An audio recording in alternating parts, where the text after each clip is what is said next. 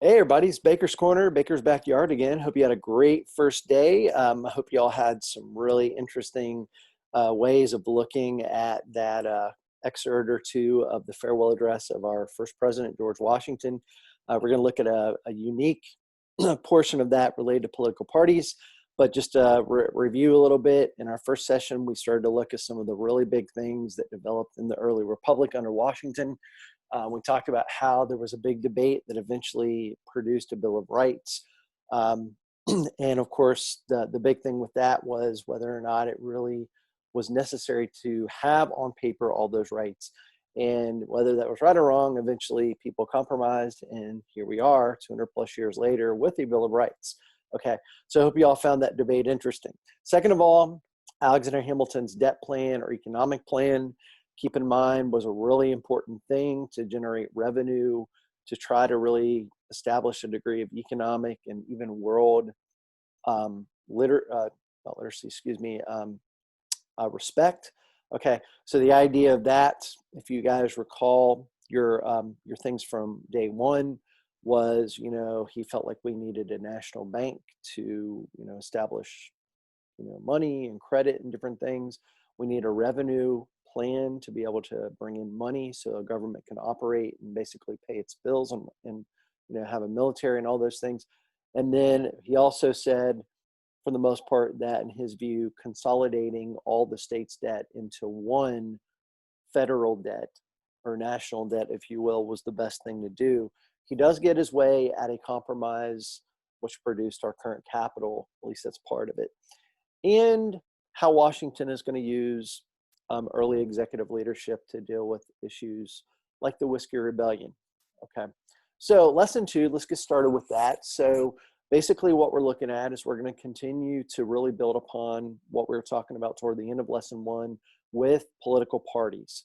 Okay, political parties are not new, and they certainly have a function within a democracy, but we'll see partially what Washington has to say about that in a moment. We're going to look at the foreign policy of George Washington, okay?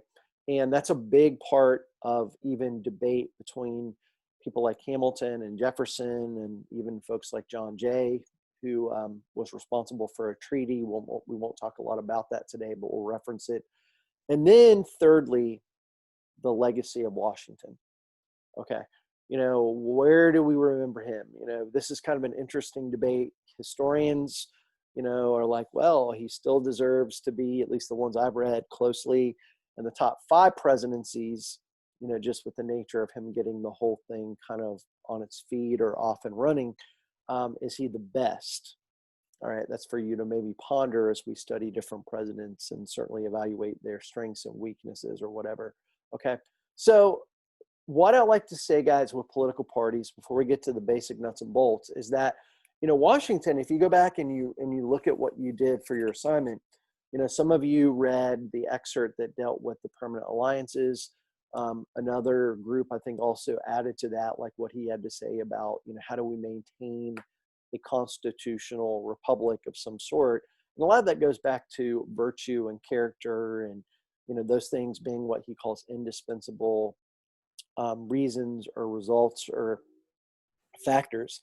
Okay, but I want to show you guys what he has to say about political parties before we introduce them in more detail. So this is directly from his famous farewell. You did not read this portion, but look what he says. There is an opinion that parties, talking about political parties, in free countries are useful checks upon the administration of the government and serve to keep alive the spirit of what? Liberty.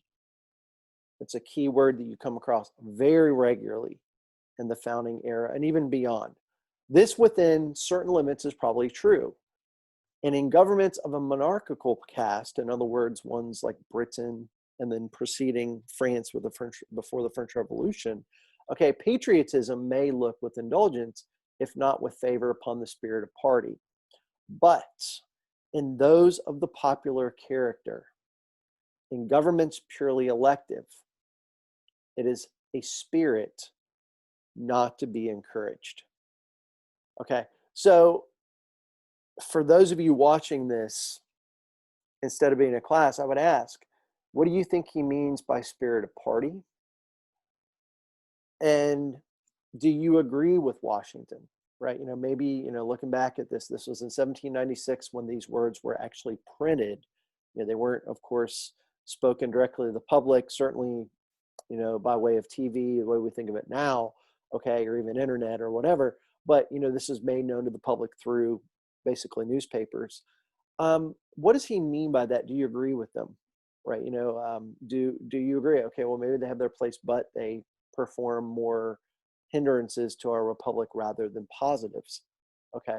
Well, one way, shape, or form, I'm going to ask that you pause your your video for a moment and think about the warm-up questions that you see in front of you before we proceed.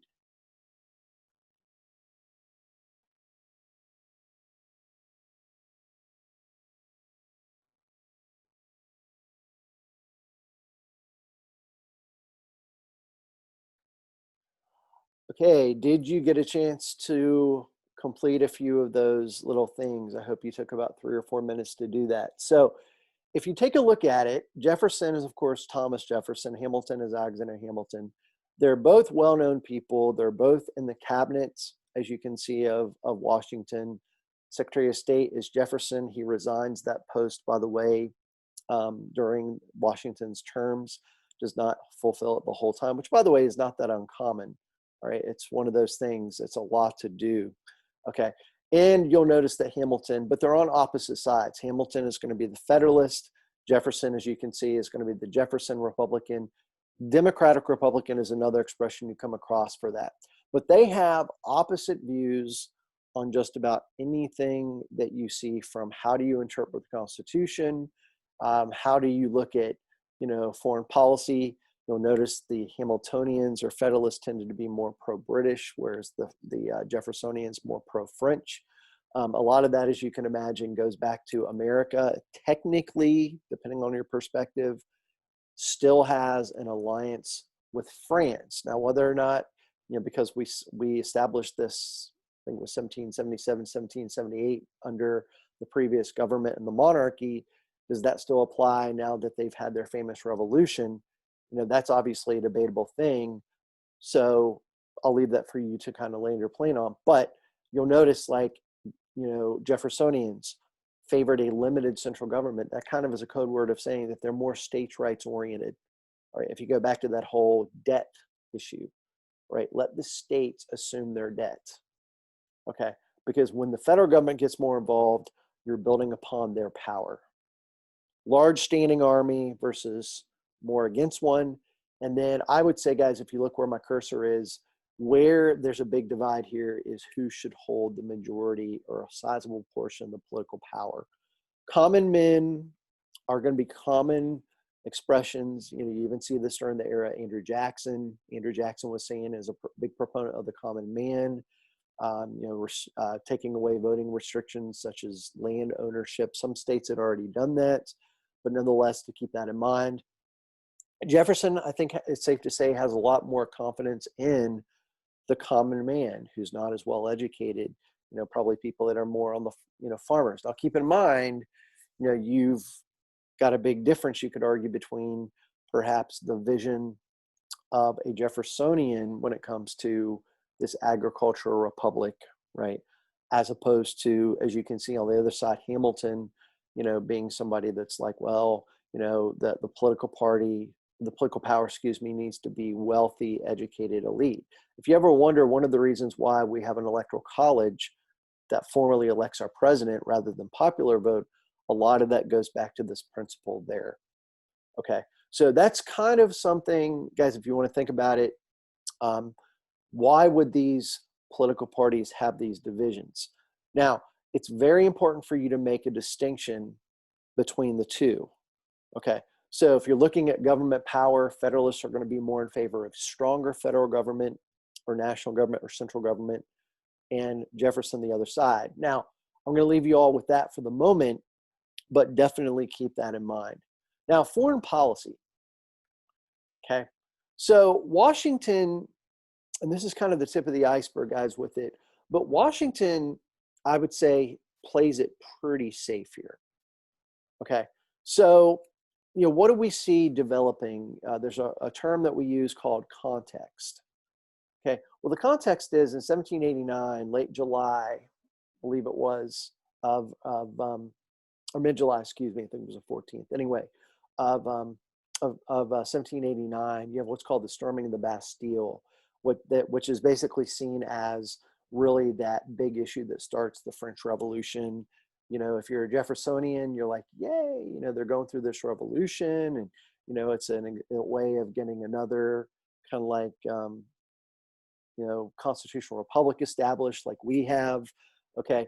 Whereas if you're somebody like Hamilton, you're like, maybe, maybe not. Okay.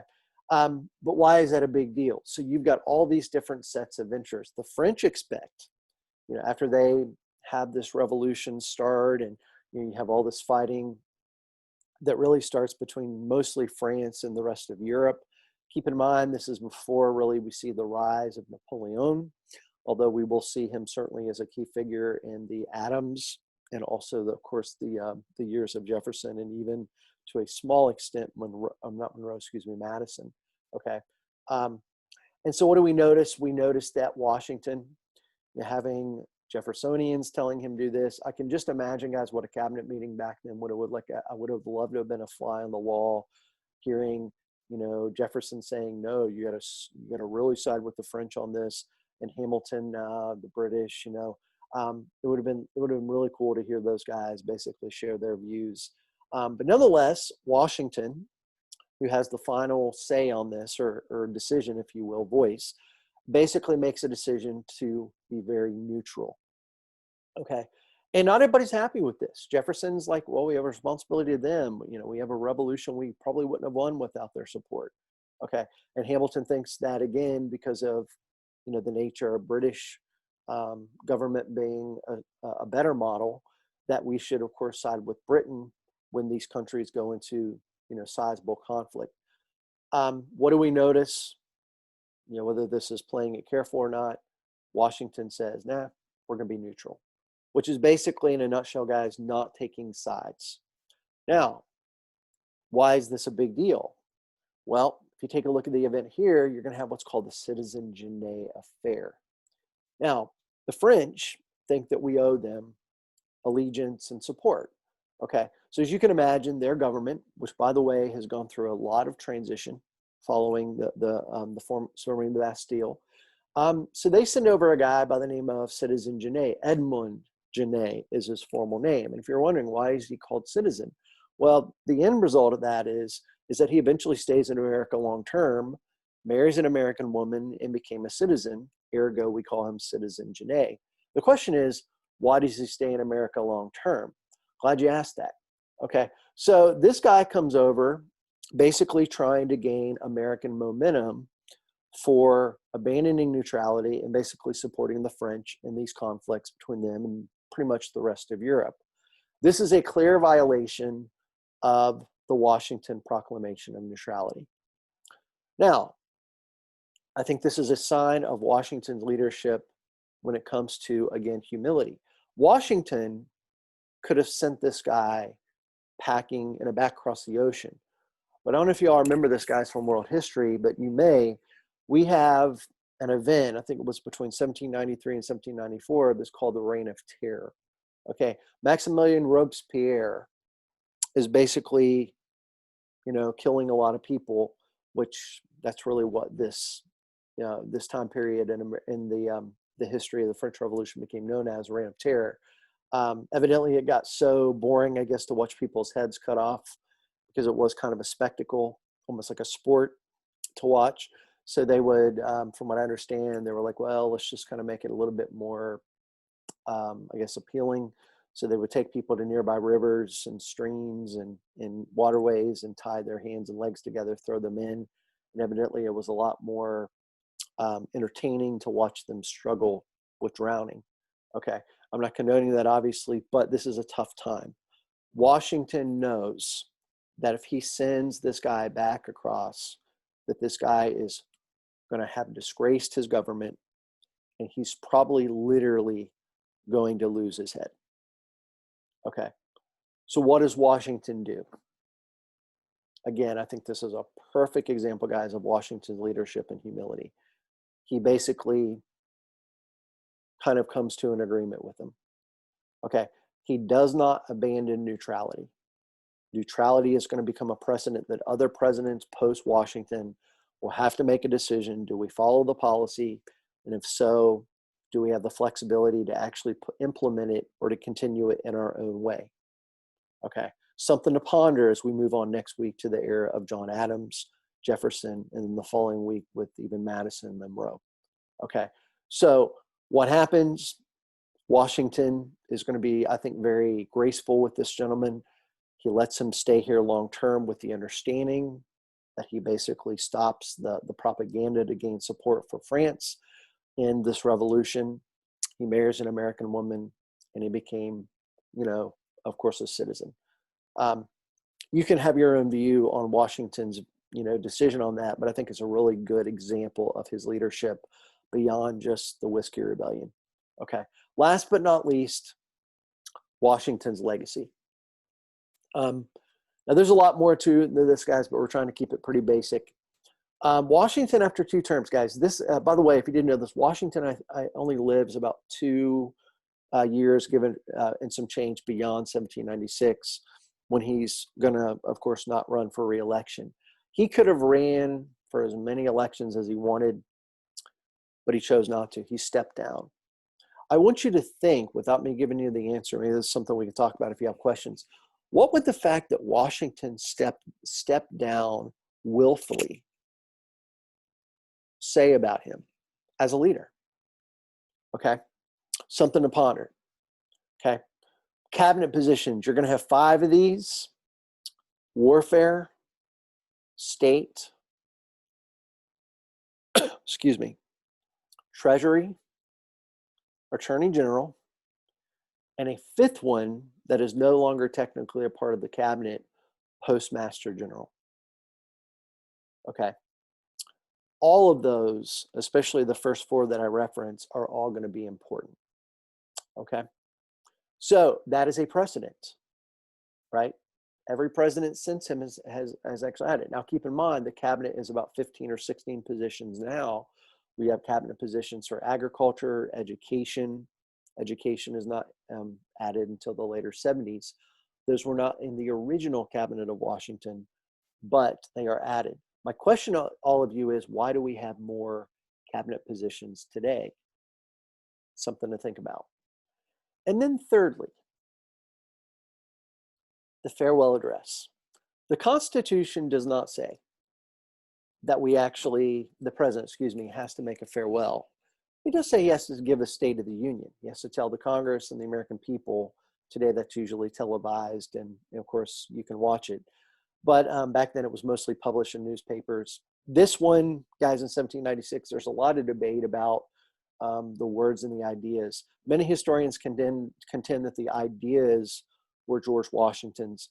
Maybe the physical putting it down on paper was the work of somebody else, like Hamilton. But I believe that the ideas were, in fact, Washington's. But there's different views. But he addresses everything from neutrality to, the idea of the place of morality in a republic, sectionalism, permanent alliances, being mindful of those, in fact, not entertaining being involved in them. Okay. And then also, as we just read, political parties. Okay. Now, you did an assignment that if you're in class, we're going to stop here and talk about it more. Okay. Because I think it's important for us to look at. So you might want to have that out. If you are, in fact, watching this via video, then I just have a couple other reminders for you. First of all, before the end of tonight, which is if day 2 for you is Wednesday, Wednesday. If day 2 for you is Thursday, it's Thursday. Please double check to make sure that you have submitted your Washington farewell address assignment. Keep in mind the 80-50-0 rule still applies with late work. Okay. Be sure that you have taken at least one opportunity of the week 1 review activity.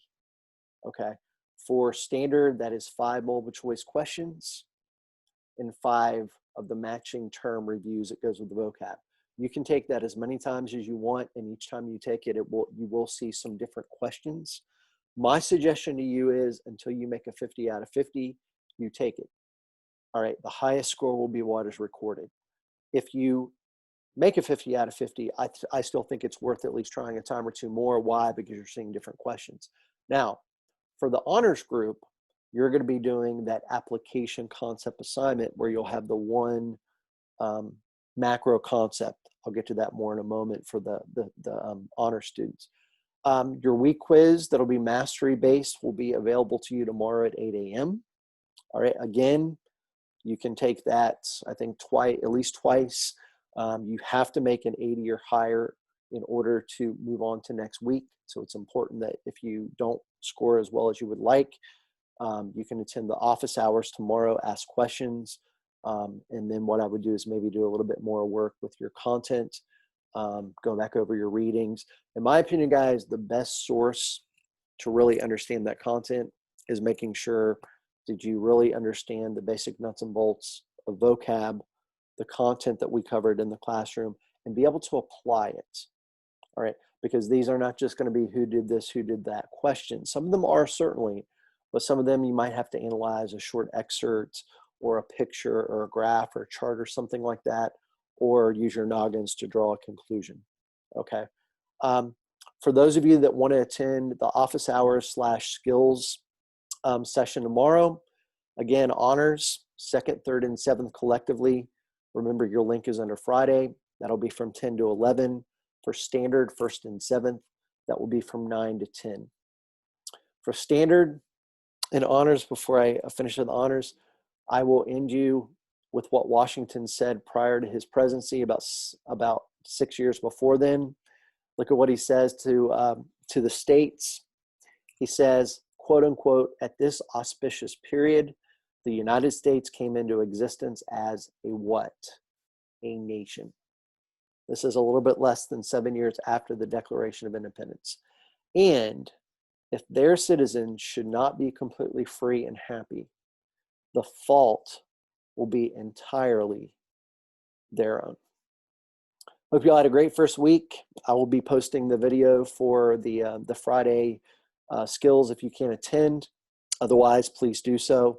For the honors group, your concept question, I don't have a sample here, so I'll give you a quick oral example. But basically what we're going to ask you to do is there's going to be about 4 or 5 big macro concepts. Okay. If you're wondering what is a macro concept, it's kind of like a big idea. Okay. So there's going to be a bunch of them that we look at throughout the year. You know, think about like with Washington's administration, you've got leadership, you've got conflict, you know, all these different things. And I want you to think, okay, decision-making, things like that. But think about how could you make a good historical argument using what the directions are going to require you to do using at least 3 outside pieces of information. Well explained, all right? So not just fact dropping, but really developing those, okay? But anyway, and that you could actually show an understanding. Now, a couple of things to keep in mind is that there's 4 or 5 different ones. You're going to get one of those 4, all right? So you're not going to have the same one as every single person in the class just because. Okay. Now, to complete these, you can use your notes. They're not timed. They're meant to take you maybe about 10 to 15 minutes to complete. Okay. But what we're looking for you to do is for you to use evidence. All right. Now, evidence, in my view, guys, is defined as historical information or outside information that you can use well explained to prove a case. Now, second thing, we're looking for you to also use analysis and interpretation. What are the pros of this policy? What are the cons? What are the ways that it created debate between different people in different administrations and even beyond? Okay, that is analysis. Okay, thirdly, these are meant to be completed as individual assignments, meaning it's your individual work. Now, a couple of things to keep in mind. There are a lot of different ways that you can actually complete these questions. So I'm not looking for a book, and I'm also not looking for what I call a one-size-fits-all response. What I mean by that is that your responses are going to look different from your peers, and they should. Why? One, your interpretation of things should be somewhat different. Two, you might choose to use three pieces of outside evidence that are completely different from little Sally or whoever it might be. But if they're well explained and you connect it, you know what? You should have proved your case. Okay, feel free to email me with any questions that you have on that.